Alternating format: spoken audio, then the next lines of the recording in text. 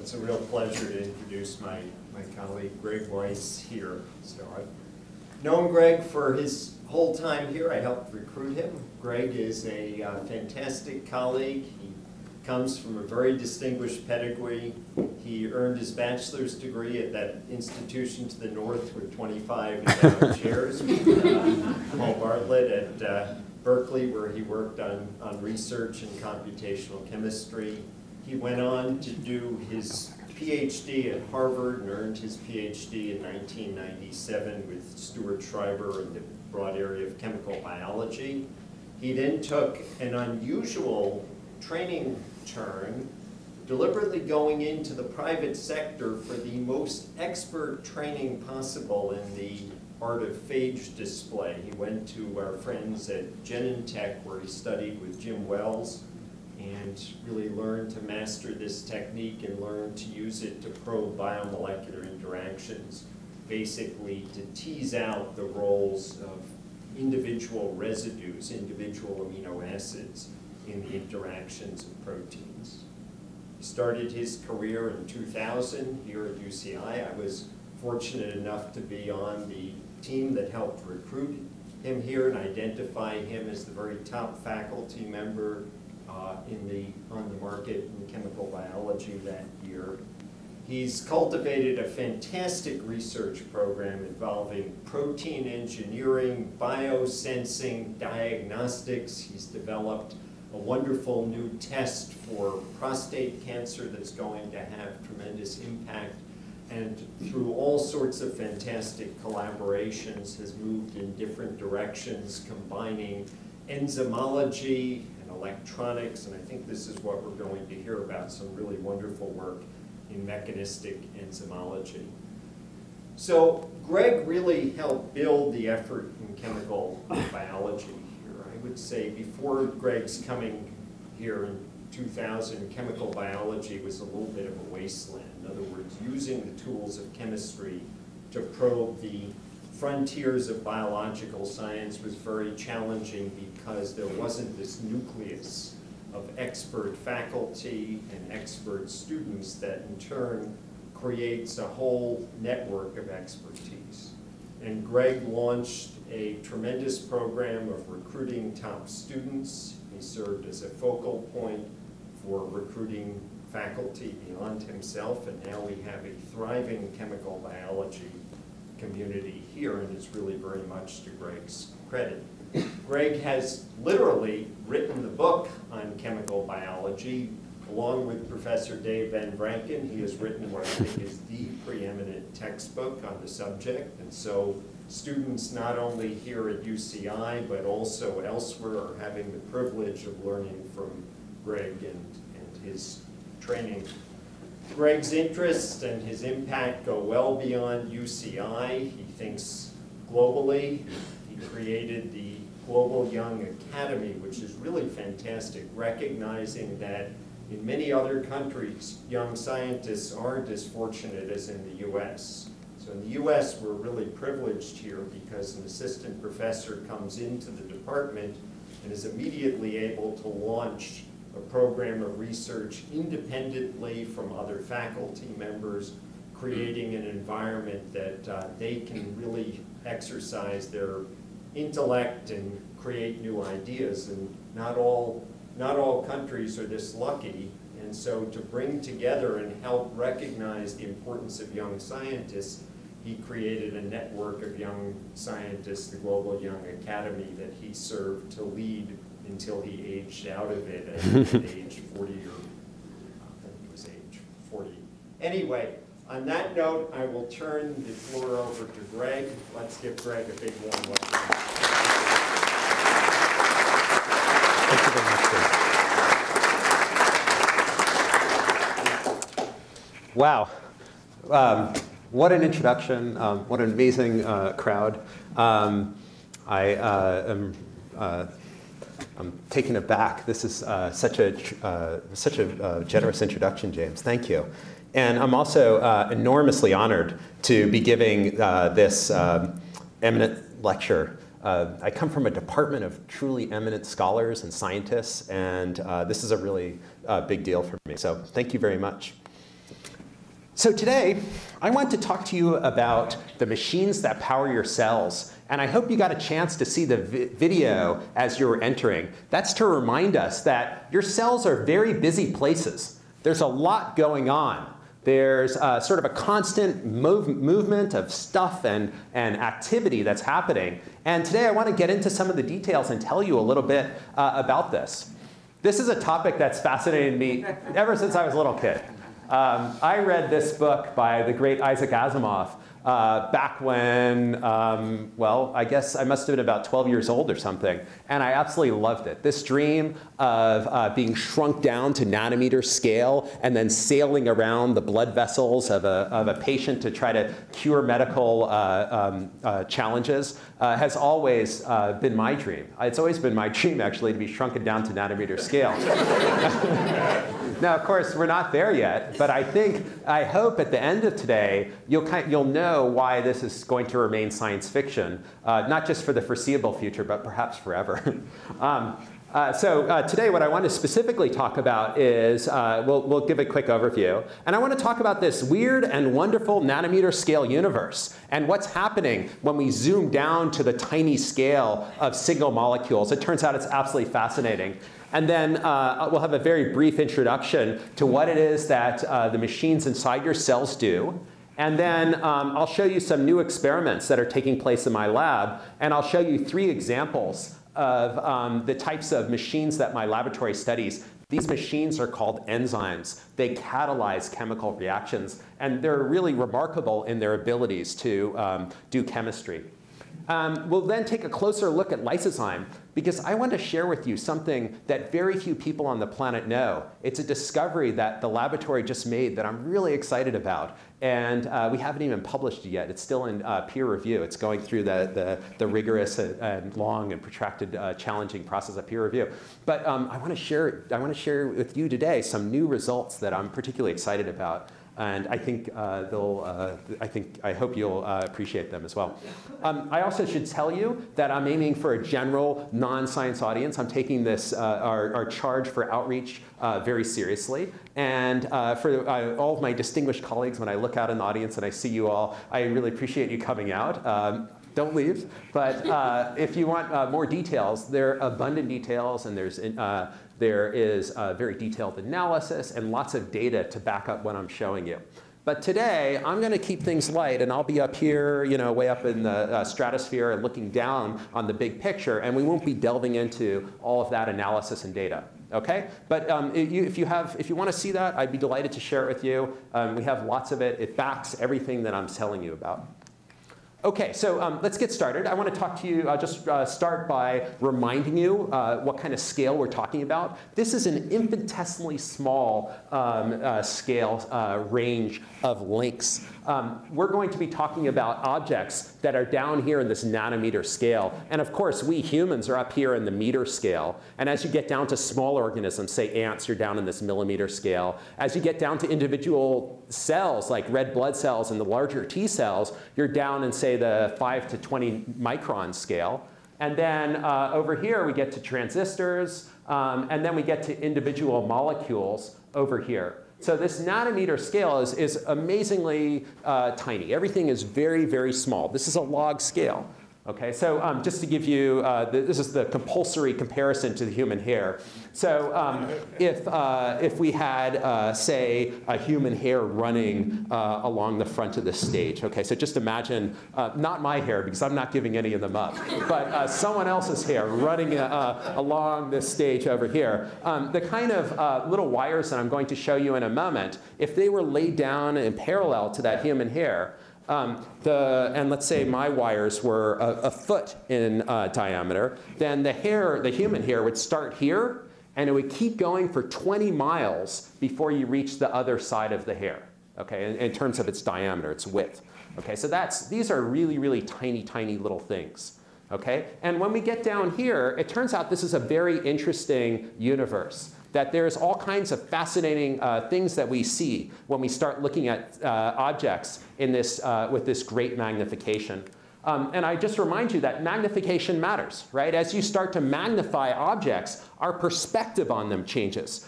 This is a beach, and the grains of sand look perfectly uniform. It looks like the perfect place to curl your toes. But if you were to zoom in on those grains of sand, you would find astonishing diversity. You'd find that each grain of sand is its own unique individual. It has its own shape, perhaps its own color, its own size. There's remarkable diversity. When we zoom down and start looking at individual molecules, we find a similar diversity that fascinates us, surprises us, and challenges us in really exciting ways. And that's what I want to talk to you about today. OK, so it turns out this nano universe is a very weird and counterintuitive place. What we know in our macro world does not necessarily apply to the nanometer scale universe of individual molecules. So here we are in this nano universe. This would have to be someone not me, because I am strictly forbidden from writing wheeled objects. But over here in this macro universe, forces like gravity reign supreme, right? You can see this guy, fighting gravity as he's keeping his bike upright. Centripetal force is very important. Gravity is meaningless in the weightless world of individual proteins and molecules, and all of biology takes place in water. That's a weightless universe. Gravity, not an important force at all. It's important to us humans, not important at all to our molecules. Friction, very important to this guy. That's what's keeping him on the road. Not important at all in the biological universe. It's essentially frictionless. There's a different type of force that I'll tell you about on the next slide that's operative. Also, these objects are identical. This guy can go to the BMW dealership, pick up a new motorcycle, and expect it to have roughly the same horsepower, roughly the same characteristics.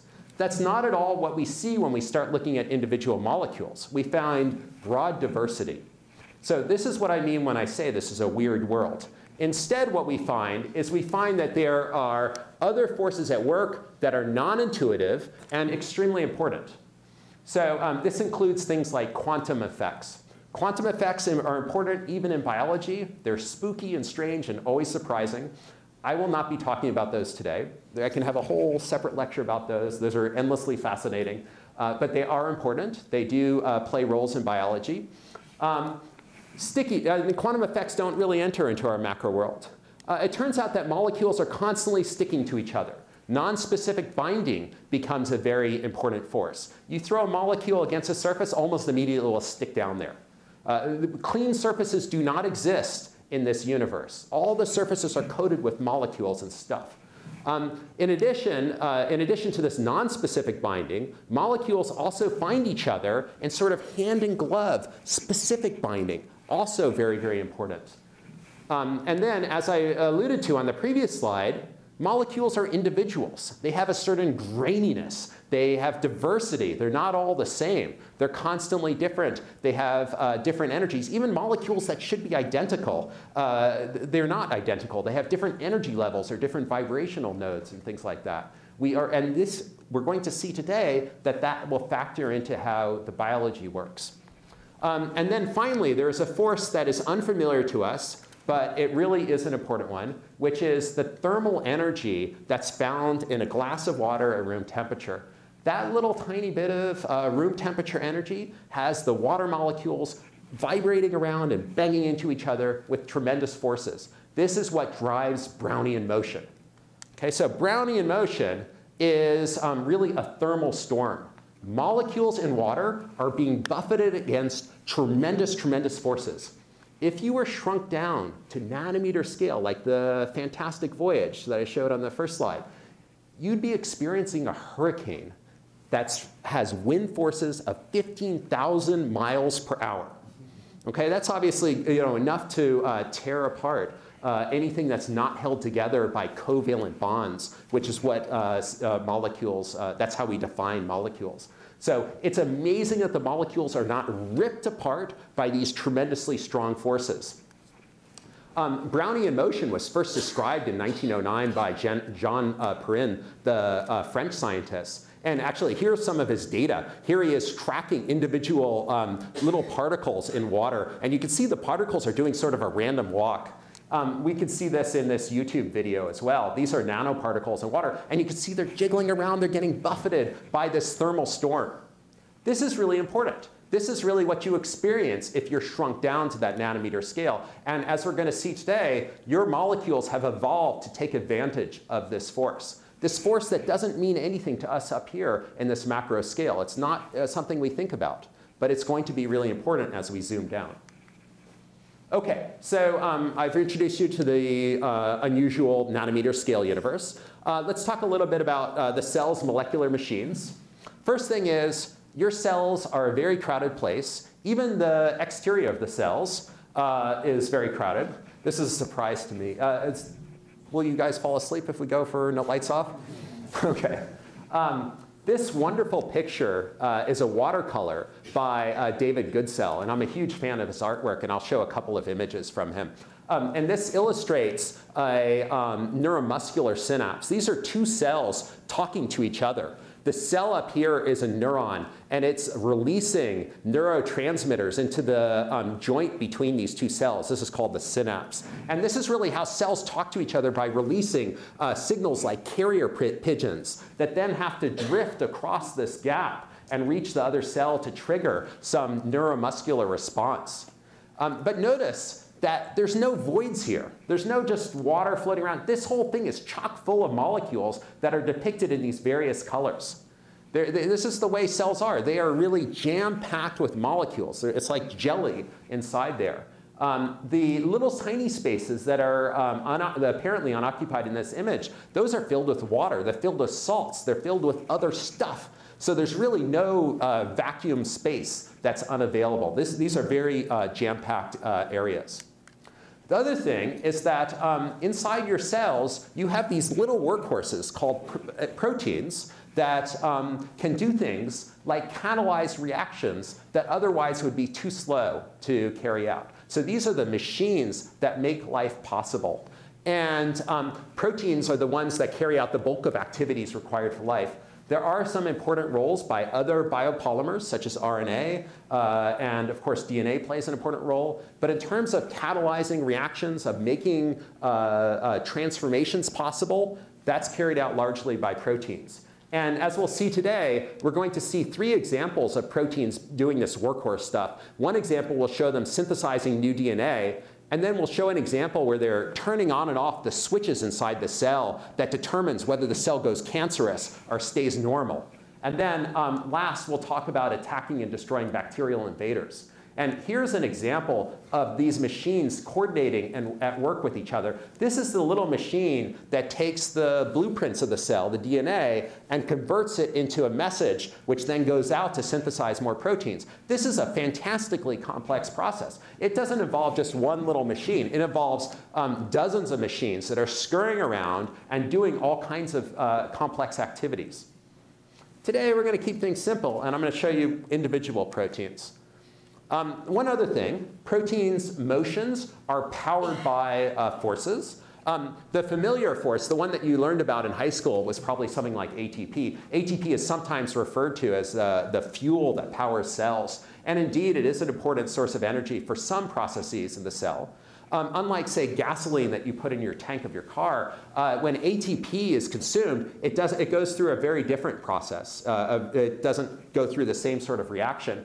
And one of the surprises is that oftentimes this burning of ATP, this hydrolysis of ATP, is not necessarily coupled to the key power stroke of a protein. And let me show you one quick example of this. This is one of your muscle proteins in, say, your bicep. And ATP is being broken apart here to power that muscle.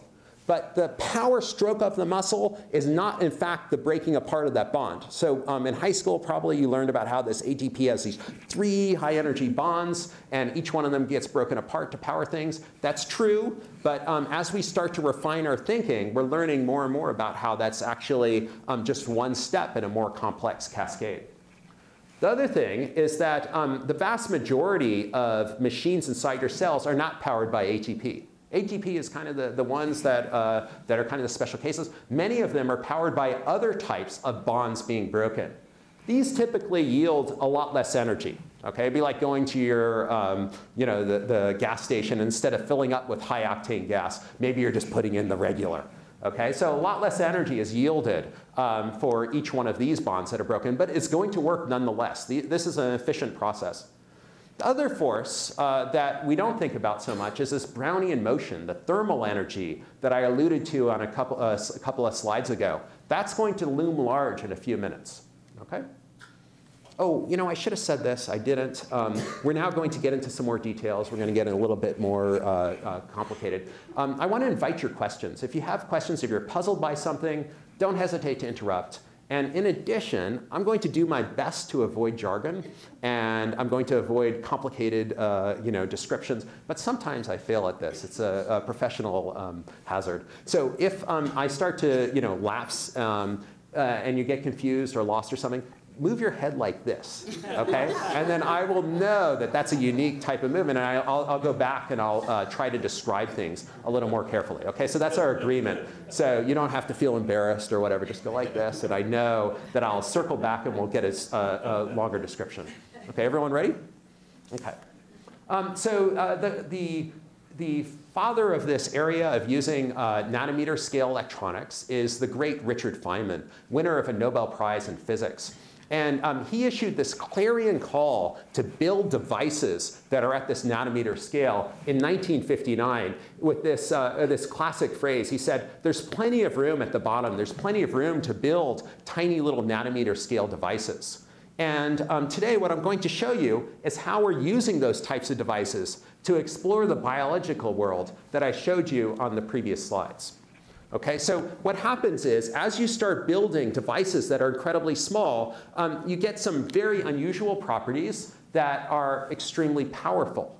So for example, these devices have unusually high surface to volume ratios, which grants them very high sensitivity to tiny little perturbations on their surfaces. I'll show you examples of that in a moment. Okay, so this is Richard Feynman playing the bongos. He was also a great bon vivant. And I think anyone in this room would have loved to have met him. OK, so I've told you about the machines. I'm now going to start putting things together. We're going to start putting the enzymes together with the nanotechnology. So what we want to do is I want to build the world's tiniest microphones that will allow us to listen in on those machines at work. OK? And this is totally analogous to, say, listening to a car's engine. Okay, I actually found an example of this. There's something called the mechanic stethoscope, which is used not by my auto mechanic, certainly, but there must be an auto mechanic out there somewhere who can use this to listen to clicking noises and figure out what's going wrong with engines. And in the experiments that I'm going to show you, we're going to use not a stethoscope, but we're going to use something called the carbon nanotube, which is shown in the back of this image. And we're going to use that as the world's tiniest microphone and use this to listen in as proteins dance around on top of the microphone.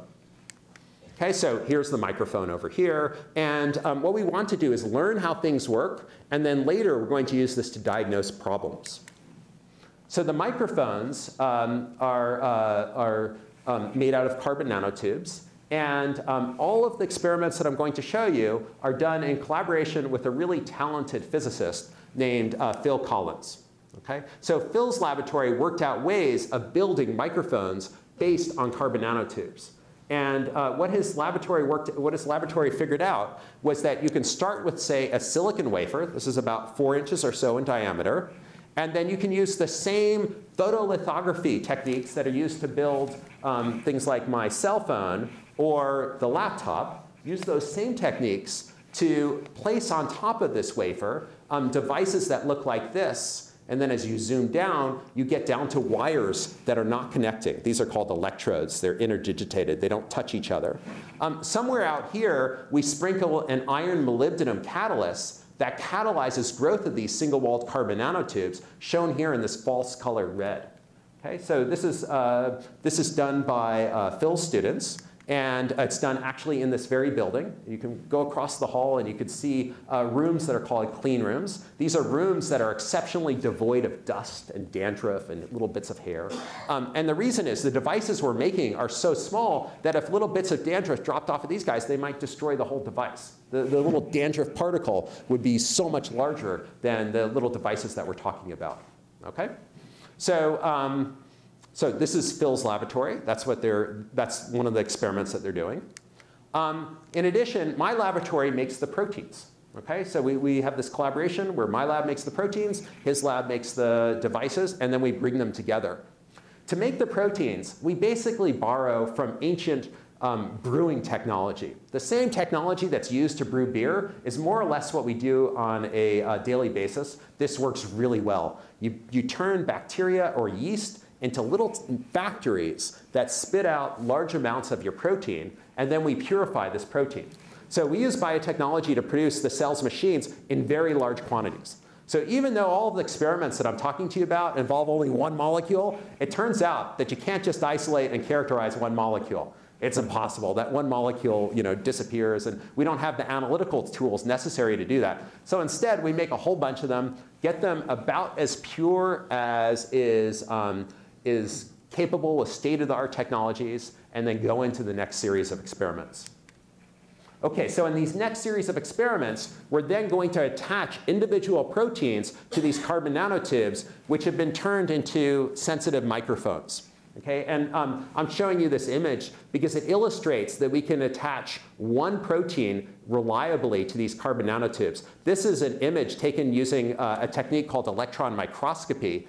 And this protein is attached to a dot of gold, a very tiny little dot of gold, so that we can readily visualize the protein. And you can see we're getting one dot, one dot, one dot, one dot, single dots attached to the microphone with great reliability. And this was exciting to us. Okay, the reason, I'll tell you why it's exciting in a moment. Before I do, I want to remind you of something that probably is obvious, but you never know. That is that we can convert sound into images. And a familiar example is the sound clouds that you may have seen on your Facebook page. Maybe one of your friends wanted to share a song with you or something and gave you one of these sound clouds. But in this takes say, a musical riff and converts it into a visual that you can sort of reasonably interpret. So for example, this water dance involves a lot of drumming, and you could see each strike of the drum, right? So boom, boom, boom, boom, boom here regularly. And the reason why this is important, the reason why we want to convert the sound into images is that we can get a lot more detail out of those images than we'd ever dream of getting if we were listening to the sound ourselves. Okay? So for example, here, I can tell that this drum strike is louder than this one. I can tell that these have a certain regularity. And over here, there's other instruments that are joining in. So there's lots more data. It's a much richer analysis for us if we look at images of the sound rather than listening to the sound itself. This is good news because I have to tell you, proteins are the world's worst musicians and dancers. They have no sense of rhythm whatsoever. We're going to see in a moment that they're completely spastic, completely random in their motions. Okay? So of course, movements make sound. This is familiar. Here is, for example, a dancer. And as she taps her feet on the floor of this dance studio, we can get information about her movements by listening to those foot taps. Right? I can start to get some idea of how it is that she's moving around. Now the thing is, when I just have one dancer on this studio, I can really start to piece together what her movements are like. I can start to figure out how her dancing is working. If, however, I had, say, hundreds of dancers in the studio at the same time, all randomly dancing, which is what proteins would be like, because proteins don't synchronize to music, the sound would be this complete blur of foot tapping. So it's really special that we just have one thing on the microphone at a time. That means we can start to figure out what its dancing moves are like. Okay? In protein terms, this means that we can examine individuals to reveal their unique individuality and also learn stuff that otherwise would be hidden, that would be blurred out by having lots of dancers running around at the same time. In chemistry terms, we say that this teaches us about the dynamics of their dancing. We can look at things like intermediate motions and the movements that they're actually doing. So for example, I might be able to listen carefully and figure out how far her steps are in this dancing if I had this set up correctly. OK. In the experiments I'm going to show you, we're going to have, again, this carbon nanotube that is our microphone. Almost immediately, though, we run into a problem. OK, so stop the presses. This experiment is not going to work. The problem is all of biology takes place in water. I already told you that. And all of electronics hates water. That's why you don't answer your cell phone if you're in the shower. And so our solution there is we cover up all of the electronics with a layer of acrylic nails. It's basically the same polymer that's used in acrylic nails. And that hard plastic polymer encapsulates all electronics and protects it from the water. And then we carve out a little trench in the center of the carbon nanotube using something called an electron beam writer. And so just this center part is actually exposed to the salty water that biology likes to operate in. Everything else is covered up. OK, so then we attach our individual protein to this. I'm now showing you just that windowed region. And now we're getting really small. OK, I'm now actually showing you really what an individual protein looks like. So to take these images, we're no longer using electron microscopy. We're using atomic force microscopy, a different technique that lets us get down to really small length scales. Okay, so this little blob in the center of this carbon nanotube, that little blob has the dimensions of the machine, the enzyme that we're going to be studying. We then turn this thing into a microphone and listen in. OK, so I'm going to show you 3 quick examples of enzymes studied. And then we're going to get into some greater detail in one example that I think is really cool. OK, the first one is a machine that's required for all forms of life because it synthesizes DNA. Eventually, your cells have to divide or you have to repair DNA. So DNA polymerase is required to do this. This machine has remarkable properties. It's endlessly fascinating. And in this case, we wired into carbon nanotube. Here it is by atomic force microscopy, that little blob right there. And then we listen as this synthesizes DNA, and we can hear each bond being formed. Okay? So here's what our data looks like. So what we're doing, here's the apparatus, here's the enzyme, here's the new strand of DNA coming off of this machine. And each one of these little blips down accompanies formation of another bond as this DNA is polymerized. So it's basically base after base after base. And we can look at things and get, uh-oh. This is usually a bad sign. All right, so we can look at things and get lots of detail about how long it spends in each one of these states. OK, one more example. All right, this usually means that I have to change out the batteries, so I'm going to do that. The next example, though, is a different kind of enzyme. This enzyme I like to think of as sort of an air traffic controller for the cell. This is an enzyme that controls the switches and determines what happens when and turns on and off cellular processes. And it does this by transferring phosphate groups from one protein to another. This is an enzyme called a kinase. And it, again, plays a key role in cancer. So again, we have the enzyme attached to the nanotube. OK, so again, we have the enzyme attached to the nanotube. Here's the AFM. That little blob's our protein. OK? So when we do this, what we see is we see that the enzyme by itself is completely quiet, no dancing. When we then add the ATP that this uses as a source of phosphate, we see these little blips going down. So this is enzyme bound, unbound, bound, unbound, bound, unbound. And you can see that these patterns are pretty random. This thing doesn't spend a lot of time holding on to the ATP. It releases it quickly, et cetera. We then wash away the ATP. We add the peptide that this thing likes to bind, that it likes to, the switch that it's going to turn on or off. And again, we see these blips going down. OK, it's time for dancing. We now have all 3 things at once. We have machine, we have the ATP that it uses, and we have the peptide, the switch that it's going to turn on or off. And when we have all 3 at once, we could see this thing dancing between 3 different states. State 1, state 2, state 3. So here's 1 second of data. Down here, here's 0.2 of a second.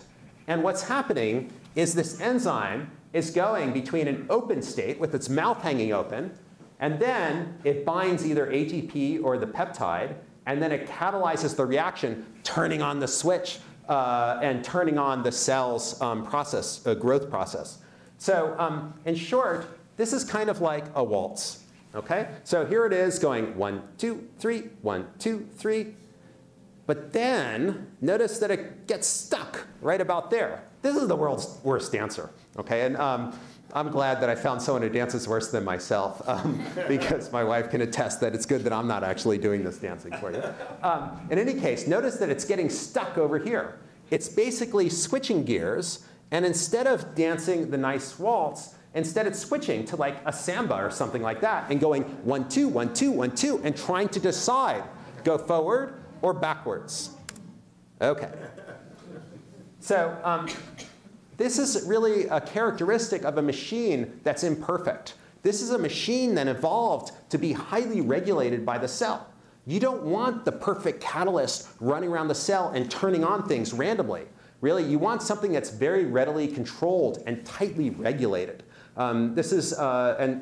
This indicates that sort of tight regulation because it's not doing the waltz constantly. Sometimes it's sort of hesitating and trying to make up its mind and deciding waltz or samba, not sure. And again, this is characteristic of this type of protein. Okay, so I showed you these two examples to indicate that this approach is general. What I want to do now is switch and look in closer detail at an enzyme that chops apart bacteria and prevents colonization by bacteria of your eyes. Okay, so this enzyme was first described in, again, 1909, which must have been a very special year. The great Alexander Fleming crystallized this protein directly from his own tears. Okay, now that's actually an experiment we should take a moment to reflect on. But the protein is present at such high concentration in tears because it's there to chop apart any bacteria that might land in your eyes. Okay, it's an antibiotic. And of course, Alexander Fleming went on to receive the Nobel Prize for a different antibiotic, penicillin.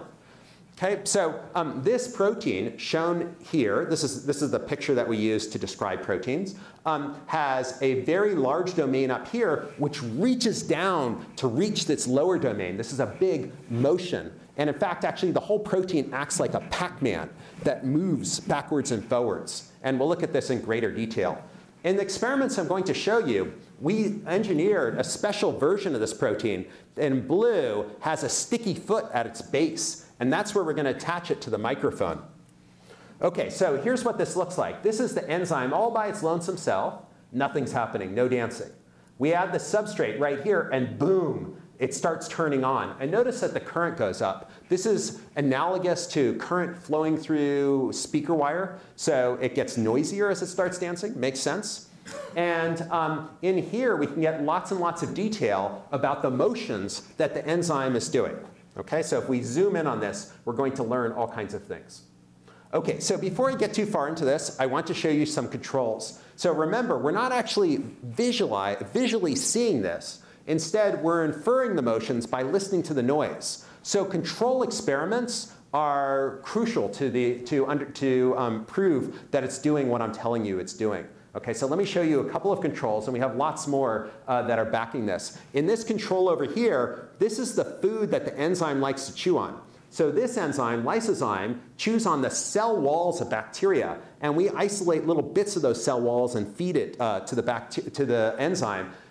Those cell walls by themselves, in the absence of enzyme, nothing. Nothing. There's no dancing around on the surface by these guys. Enzyme by itself, again, nothing. This is an overlay of the control, so you can really see it's nothing.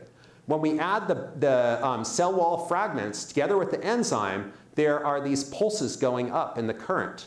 And we interpret this as enzyme open, closed, open, closed, open, closed, open. Sometimes it stays open for long, sometimes it closes for a short amount of times, other times for longer times. This is truly a random dancer. Okay?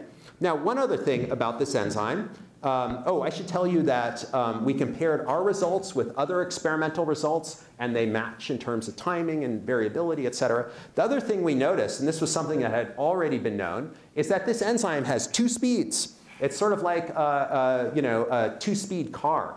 And there is a very rapid opening and closing state, and then there is a much slower opening and closing states. These are roughly the same amount of time. This is 1/3 of a second. This is a 1/4 of a second. But you can see there's 10 times as many opening and closings under this rapid switching than there is normally. Turns out that this sort of rapid motion is the enzyme gnashing its teeth and not actually catalyzing any reactions. It's randomly opening and closing and not actually doing anything.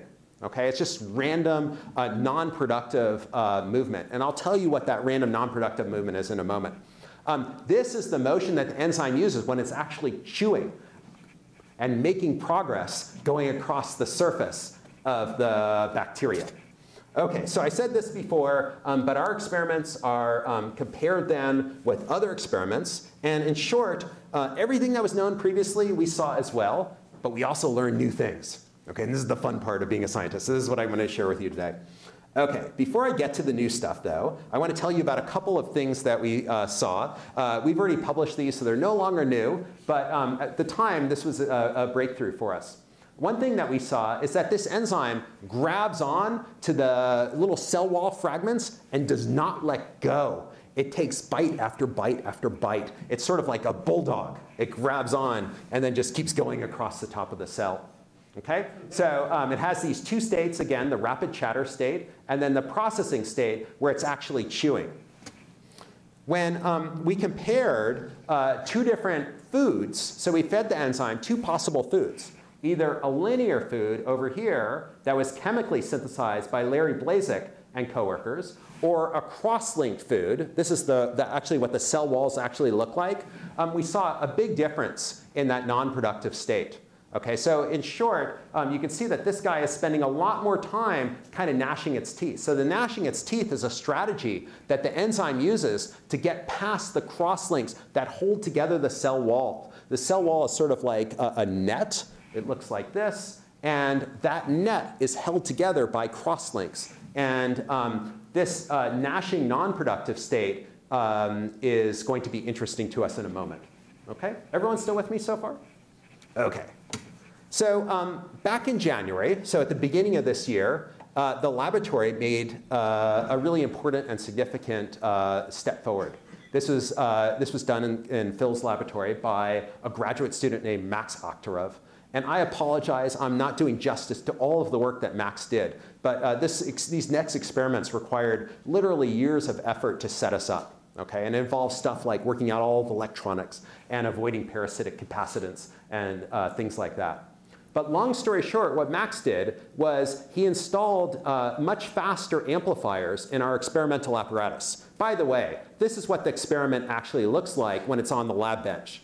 Okay, so over here we have these lines that go in for fluid delivery. This is where the little cell wall fragments get fed in.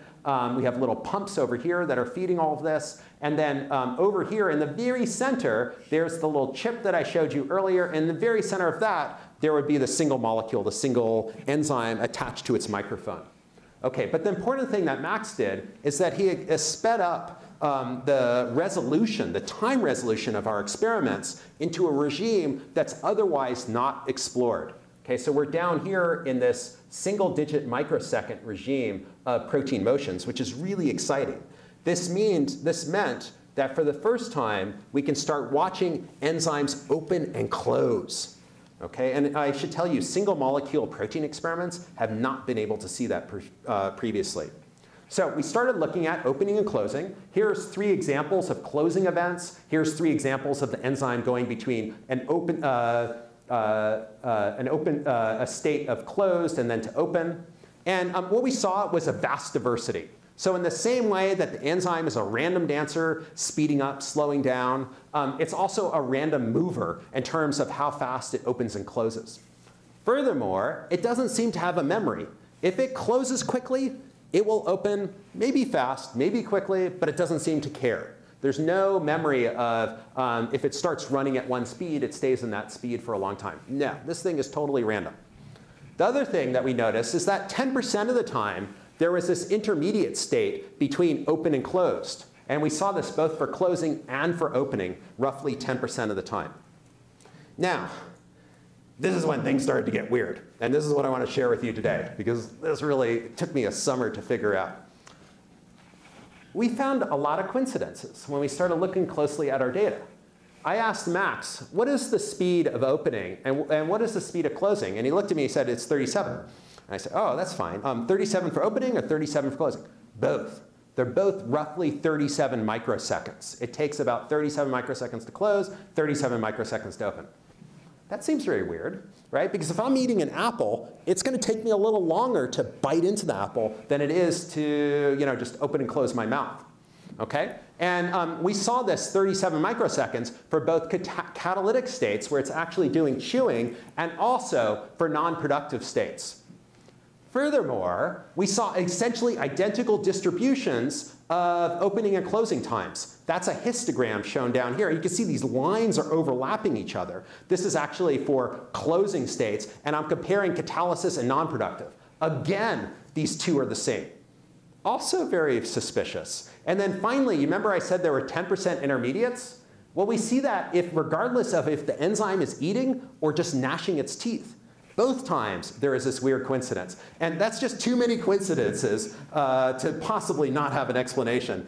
In the words of the great Sherlock Holmes. So here is Sherlock talking to his brother Mycroft Holmes. Oh, Sherlock, what do we say about coincidence? Sherlock says, the universe is rarely so lazy.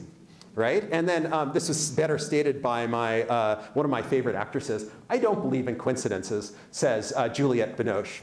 She's an expert. She's right. This has to have some explanation. Okay? So we started looking at this in greater detail. And what we found is that Lysozyme harnesses Brownian motion, that little thermal energy that I talked to you, as a way of generating its opening and closing. That's why they're the same. It doesn't use the energy for stickiness or something like that to open and close. Instead, it harnesses exactly the same amounts of energy for both opening and closing from Brownian motion. On the other hand, bond breakage powers sliding along the polysaccharide. So here's the enzyme Pac-Man open. It breaks the bond as it closes. This bond is now broken. This then has a 1 kcal, sorry, I'm getting ahead of myself. This then slides along this polysaccharide to the next bond and then pops open. Now, here's the thing. I'm showing these arrows because actually the surface of the bacteria that's chewing apart has directionality. And this enzyme can only slide in one direction. It also opens and closes along a highly restricted path, hence the 10% intermediates that are formed. Okay, now I can't resist. I have one more chemistry slide. This one is a real chemistry slide. And I'm going to tell you essentially the same thing that I just said on this general audience slide, but now I'm going to tell you in the chemistry detail. Okay, so brace yourself for a little bit of jargon. In short, this illustrates the principle of microscopic reversibility. What we're seeing is that the enzyme has a certain amount of energy required for closing, and then it closes on one glycosidic bond, and then it opens on an essentially identical glycosidic bond, so that both processes are energetically equivalent to each other. It's basically doing the reverse reaction when it reopens. Okay? So we can measure exactly how much energy is released by this hydrolysis. It's about 1 kcal per mole, which is a minor amount of energy. That minor amount of energy, about the strength of a hydrogen bond, is enough to allow the enzyme to slide along the polysaccharide and reach the next identical glycosidic bond that it's then going to hydrolyze. Okay? All of the constraints, all those coincidences that I showed on the previous slide provide evidence for constrained motions, for a ratcheting type effect. And thus we conclude that lysozyme is a bridge-burning Brownian ratchet. Okay, this is a special class of enzymes that usually is used for motor proteins and things like that. This is a very rare case of it actually being applied to chewing apart a biopolymer. To my knowledge, this is only the second example. Okay, so I want to conclude, and then I'll thank people who made this work possible. I've been telling you about listening to normal proteins to try to understand how they work. But we could just as readily listen to the abnormal ones and learn stuff about human disease and try to address human frailties.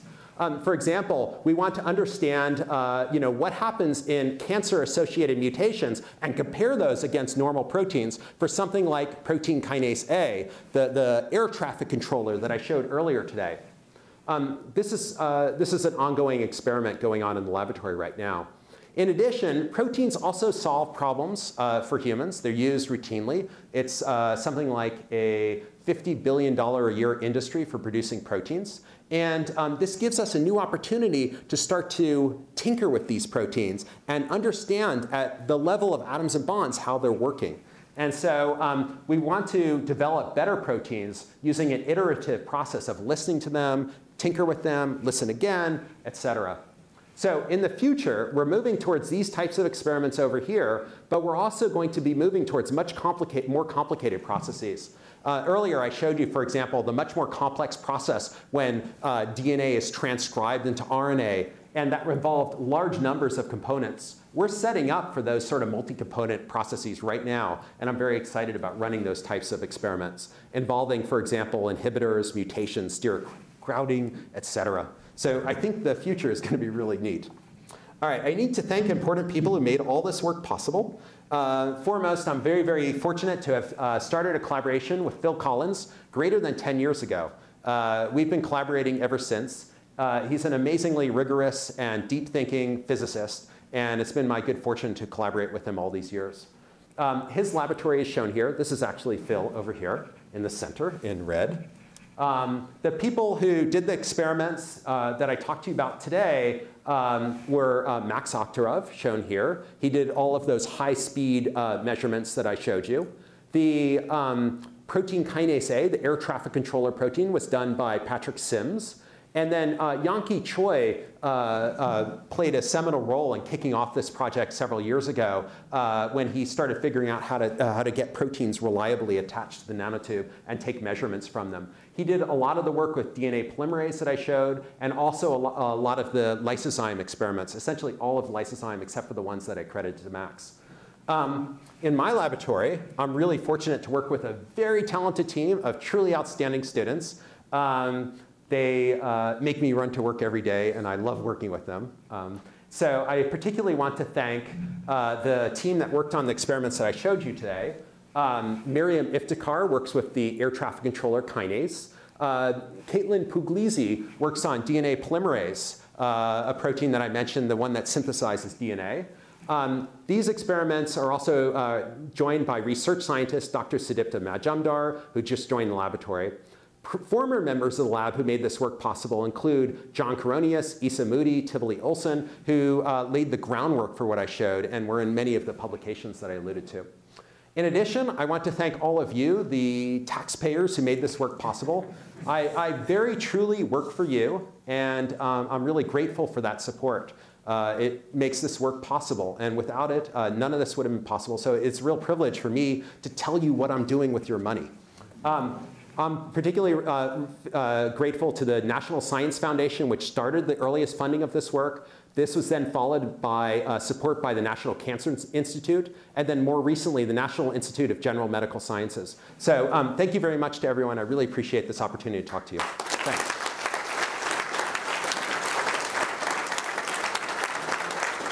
Any questions? Yes. In your description, you're talking about using nanowire to listen. Right. Things. What happens if you actually listen, make an audio track? It's worse than Schopenhauer.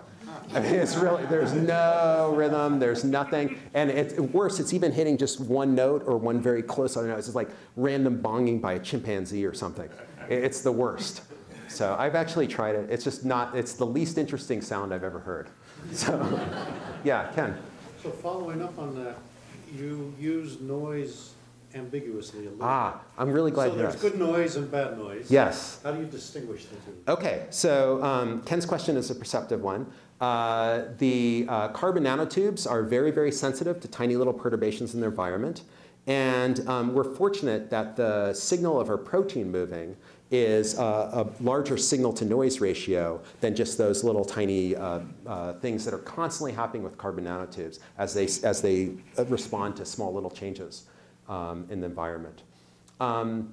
In In addition, you didn't ask me this, but I know everyone must be thinking about this, which is, do proteins really make noise, right? Because all of you, are here, and you don't have this sort of constant, din in your ears, right?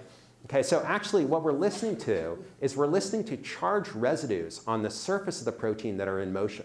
Those charged functionalities make noise. And an example of this would be a flame. If I had a little flame, a candle, say, over here, and a gust of wind came in and the flame moves around, you'd expect it to make a guttering noise. That guttering noise is caused by the plasma ions in the flame moving around and making noise. And so we're listening to those charged residues that are analogous to the plasma ions that are moving around close to the carbon nanotube. So it actually is a pretty good analogy. So I answered questions. Did I answer your question? But I also talked about something else. So, OK. Yeah? For the DNA polymerase, Yes. does it make a different noise or dance differently depending on what base is being added? So you really want to know, can we do DNA sequencing? Yeah. And yeah, that would be the coolest thing ever. The short answer is there are some small differences. But there's so much variation at the single molecule level that the variation tends to overlap with each other. So we can't sufficiently discriminate amongst the bases. It's possible. We have some ideas to change that. But for now, the answer is no. So thanks for asking. Yeah?